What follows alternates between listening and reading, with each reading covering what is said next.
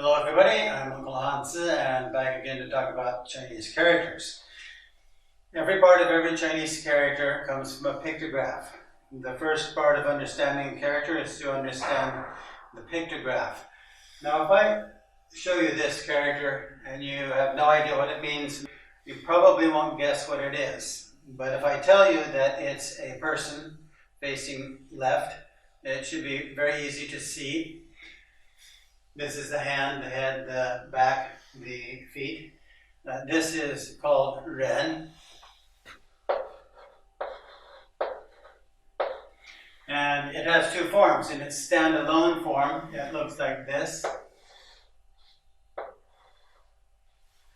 Okay, how do we get from here to here? Every part of the modern character comes from part of the original character. So this is the remnant of the arm, this is the remnant of the body. 2,000 years ago, seal characters, Ren, looked like this. And this was part of the arm, this is the body. But there's two ways to write this. One is standalone, it's always written like this. And one is in character context. It's written like this. And the top part is a remnant of the arm, and the straight line is the remnant of the body. So this is the standalone form. This is the usual context form. Now, in ancient times, we had this person, and that's pronounced B.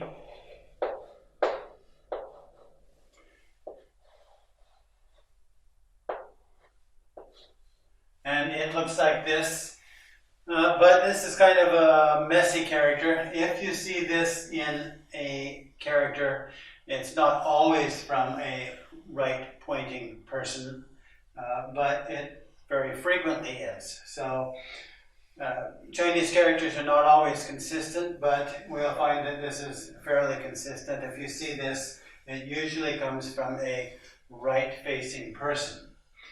If we look at this, this should be pretty clearly also a person with his hands out. And when the person is front on, this means big. And so the character itself means big.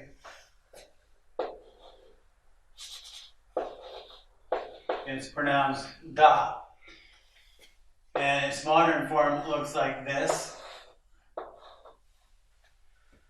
And if you look at it, in its standalone form, it only means big. But if it's in a character, it can either mean a person or it can mean big.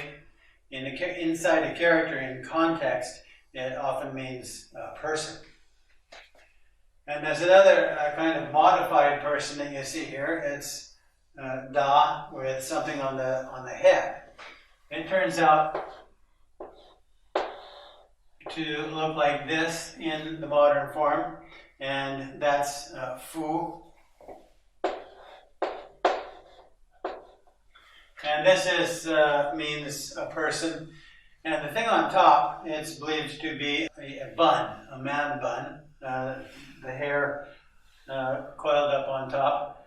If we dig up ancient Chinese who have been dead for a long time, they usually had their hair kind of piled up on the top and tied into a bun. So this character, Fu, it's used for different types of people like Nong Fu. So this basically means person.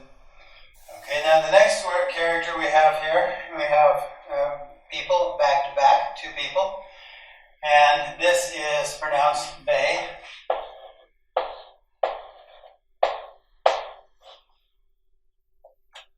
And it means, it originally meant back.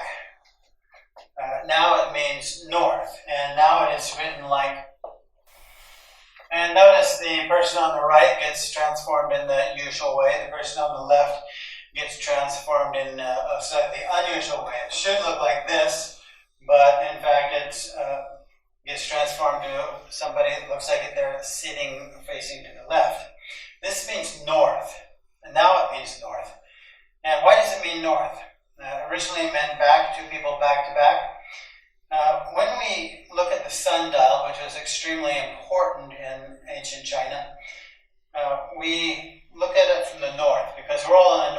hemisphere here. And if we don't want to block the sun, so we have our backs are pointing north. And so this is how the origin of the character for north came about. Nowadays, if we want to say back, we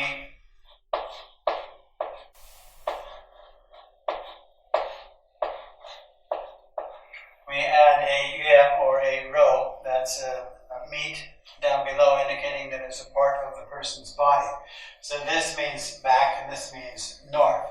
Yet another character with two people facing to the left, and this gets transformed in the usual way. Notice up here, ren gets transformed like this, ren. This is pronounced cong.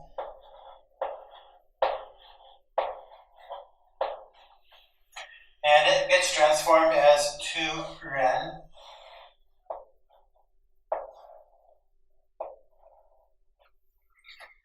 And one is following the other, which means cong or from.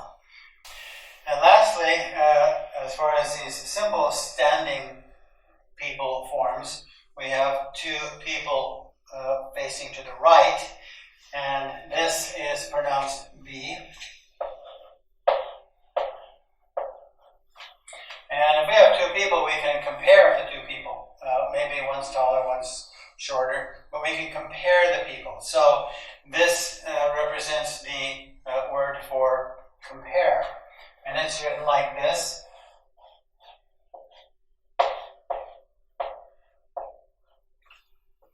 Both of the people get transformed as B. This one is exactly the same as up here. This one, notice it is also B. It's written a little bit differently, but you can see that there are two people both pointing to the right. Now over here we have a person who is obviously kneeling, and this is pronounced jie.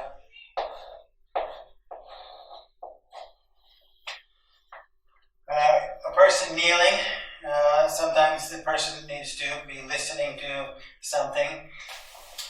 This gets transformed 2,000 years ago in a seal character. It would look like this. You can see this is the remnant of the hand, and the body gets kind of changed. But now, if we see it, it looks like this. And we never see this character standing alone. We always see it in other characters, like the character for Ming.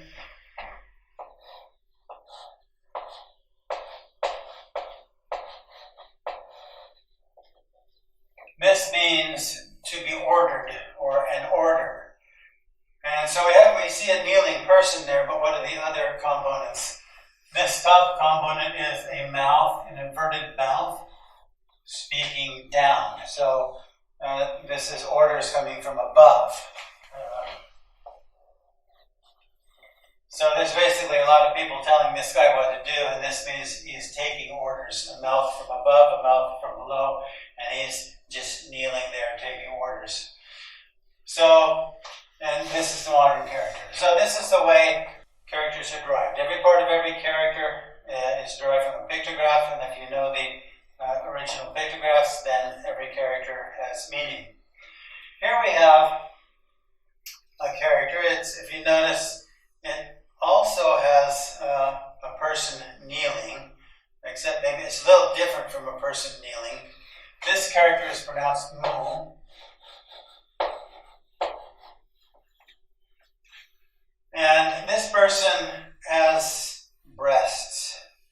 They're kind of like abstract, but this is a character for mother. So it represents a woman kneeling, because in ancient China, women were in a more subservient position.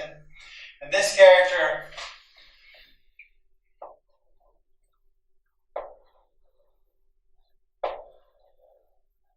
later on, you see the character and she is standing up. So this represents a person with two breasts, and that represents mother. When you represent a female, or when you represent anything, you have to find something, a special point that represents the person, and this is breasts. This gets transformed into the modern character.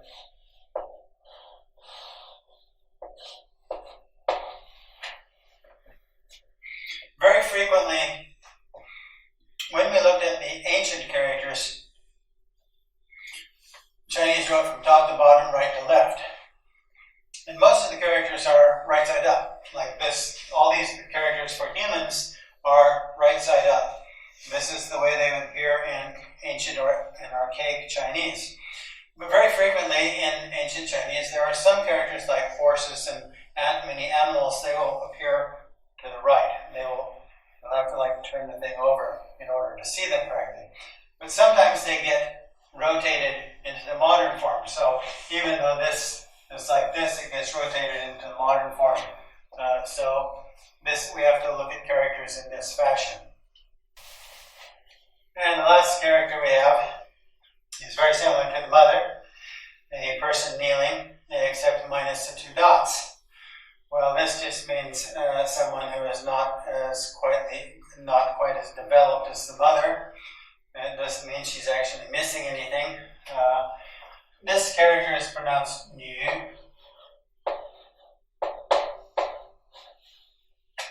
And in later forms, we also see this person standing up.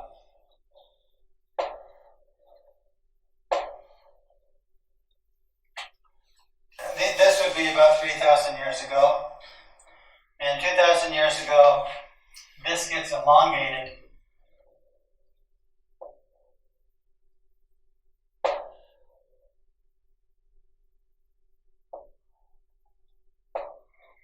And so it kind of looks like, a person with hands like this. But we have to remember that the origins come from distinguishing characteristics. Men have hands too. And women don't always stand like this. Now, this is the same source as the mother, just not quite as developed. And in the modern character, it gets written like this.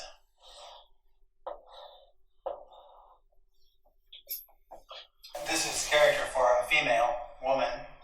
It looks quite different from the character for mother, but it actually has the same origins. And when we look at the pictographic origins of Chinese, we have to consider the different places and different ways they evolved. Well, that's it for today. These are several different kinds of humans, persons. I'm Uncle Hanzi. Hopefully you can join me next time.